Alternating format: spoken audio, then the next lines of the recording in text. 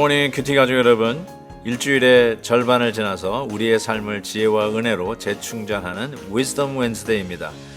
지금까지 저희는 수요 예배를 통해 마음에 상처와 아픔이 없는 사람은 없다, 그래서 눈물이 있고 불안과 고통이 있으며 이 상처는 치유되어야 한다라고 황성철 교수님의 치유와 회복의 말씀을 통해 배웠습니다.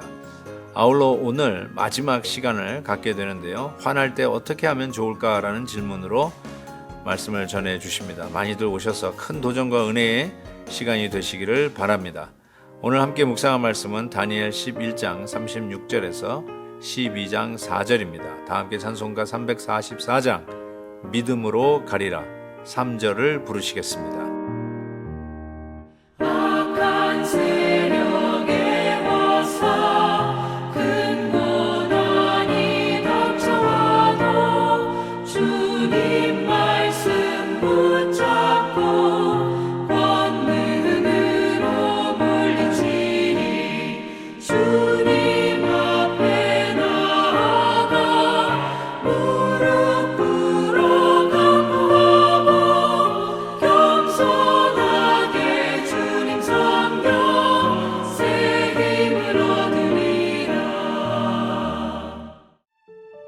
그 왕은 자기 마음대로 행하며 스스로 높여 모든 신보다 크다 하며 비상한 말로 신들의 신을 대적하며 형통하기를 분노하심이 그칠 때까지 하리니 이는 그 작정된 일을 반드시 이룰 것임이라.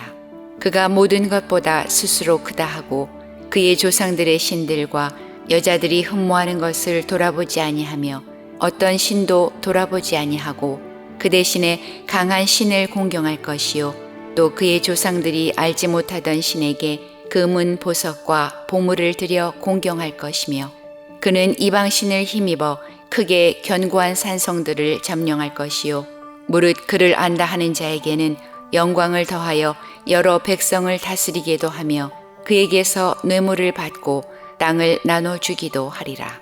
마지막 때에 남방왕이 그와 힘을 겨룰 것이나 북방왕이 병거와 마병과 많은 배로 회오리 바람처럼 그에게로 마주와서 그 여러 나라에 침공하여 물이 넘침같이 지나갈 것이요 그가 또 영화로운 땅에 들어갈 것이요 많은 나라를 패망하게 할 것이나 오직 에돔과 모압과 암몬 자손의 지도자들은 그의 손에서 벗어나리라. 그가 여러 나라들의 그의 손을 펴리니 애굽 땅도 면하지 못할 것이니 그가 권세로 애굽의 금, 은과 모든 보물을 차지할 것이요 리비아 사람과 구스 사람이 그의 시종이 되리라. 그러나 동북에서부터 소문이 이르러 그를 번민하게 하므로 그가 분노하여 나가서 많은 무리를 다 죽이며 멸망시키고자 할 것이요 그가 장막 궁전을 바다와 영화롭고 거룩한 산 사이에 세울 것이나 그의 종말이 이르리니 도와줄 자가 없으리라. 그때에 내 민족을 호위하는 큰 군주 미가엘이 일어날 것이요 또 환난이 있으리니 이는 개국 이래로 그때까지 없던 환난일 것이며 그때에 내 백성 중 책에 기록된 모든 자가 구원을 받을 것이라. 땅의 티끌 가운데서 자는 자 중에서 많은 사람이 깨어나 영생을 받는 자도 있겠고 수치를 당하여서 영원히 부끄러움을 당할 자도 있을 것이며 지혜 있는 자는 궁창의 빛과 같이 빛날 것이요 많은 사람을 옳은 대로 돌아오게 한 자는 별과 같이 영원토록 빛나리라. 다니엘아, 마지막 때까지 이 말을 간수하고 이 글을 봉함하라. 많은 사람이 빨리 왕래하며 지식이 더하리라. 가끔 이런 질문을 받습니다. 하나님께서는 지금 우리나라를 유일한 분단의 나라로 지금 남겨놓으시고 북쪽 땅은 3대를 이어서 지금 독재를 하고 있는데 이것도 하나님의 뜻입니까? 라고 하는 질문을 간혹 하시곤 합니다. 저는 이번 이 다니엘서를 통해서 지난 역사들의 흐름을 하나님이 예언하시고 예언하신 대로 진행되는 것을 보게 됩니다.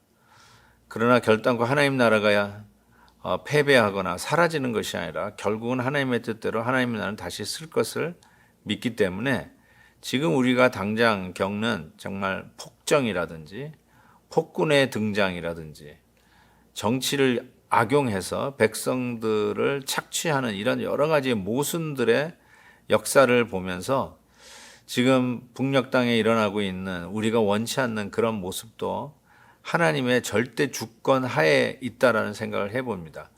그 말이 결단코 하나님께서 그거를 장려하거나 하나님이 인정하시는 정치다 이렇게 이야기하는 것은 비성경적이고요. 하나님의 절대 주권 속에서 하나님의 백성들이 고난을 받는 것, 우리 예수 믿는 사람들이 때로는 큰 질병으로 고통받는 것, 때로는 사업에 어려움을 겪는 것, 이런 모든 것들이 실은 하나님의 절대 주권이라고 하는 이 우산 속에 있고 그 안에서 우리가 믿음으로 어떻게 대처해 나가는가. 하나님의 그 원대한 계획과 섭리는 우리들의 연약함 때문에 좌절되지는 않습니다. 혹시 지연될지는 모르겠어요. 그러나 그것조차도 하나님의 계획 속에 있다는 것을 우리는 종종 깨닫게 됩니다. 저는 이번 경우도 그런 경우라고 생각합니다. 이 북방왕이 일어나서 그 결과로 하나님의 택한 백성 이스라엘이 심한 고통, 아니 환난을 겪는 것을 보게 됩니다. 심지어는 이와 같은 환난은 예전에도 없었던 환난이었다라고 이야기를 하면서 정말 극렬한 환난이 아니었나 이런 생각을 해보게 됩니다. 바로 12장 1절이죠. 그때 내 민족을 호위하는 큰 군주 미가엘이 일어날 것이요 또 환난이 있으리니 이는 개국 이래로 그때까지 없던 환난일 것이라.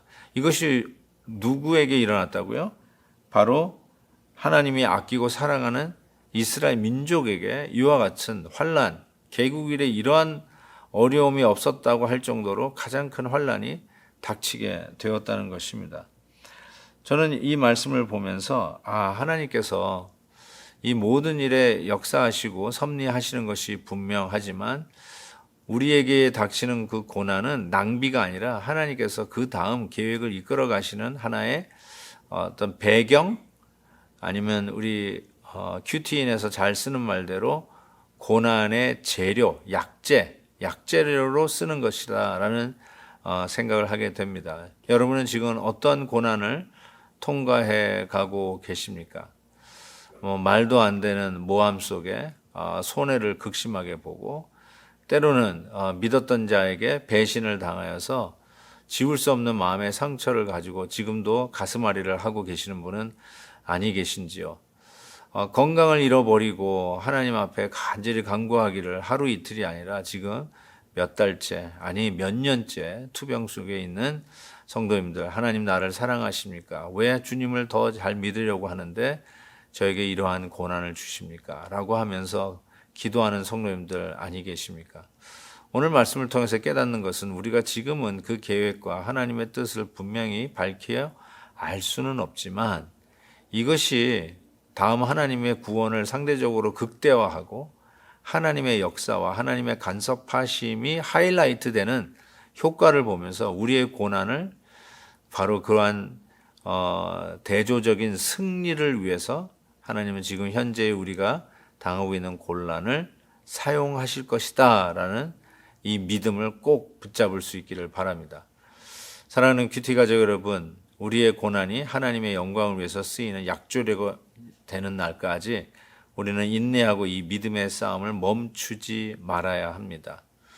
우리 작은 것 하나라도 우리 하나님 앞에 묻고 또 기도하고 다시 한번 믿음의 길을 가겠다는 다부진 결단 속에서 오늘도 우리 앞에 장애물이 되고 있는 그 현장을 하나님께서 우리에게 믿음의 발, 사슴의 발을 주셔서 훌쩍훌쩍 뛰어넘을 수 있기를 진심으로 바랍니다.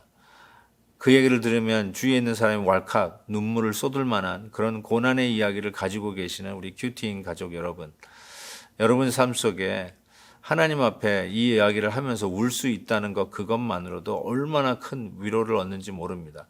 하나님은 여러분을 결단코 혼자 두지 않습니다. 여러분의 고난을 혼자 당하도록 놔두지 않습니다.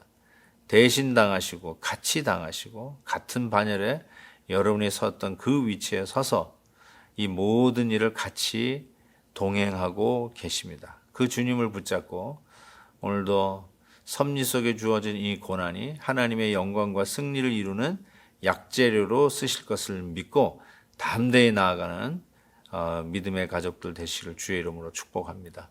하나님 아버지 감사합니다. 그냥 지나가는 크로노스의 시간 같지만 이 모든 시간 속에 우리 하나님의 섭리가 깃드는 카이로스의 시간이 우리에게 있음을 믿습니다.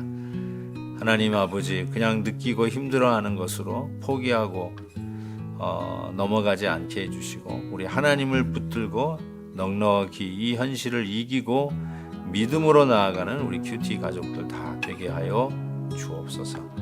예수 그리스도의 이름으로 기도하옵나이다. 아멘. 내일 또 뵙겠습니다.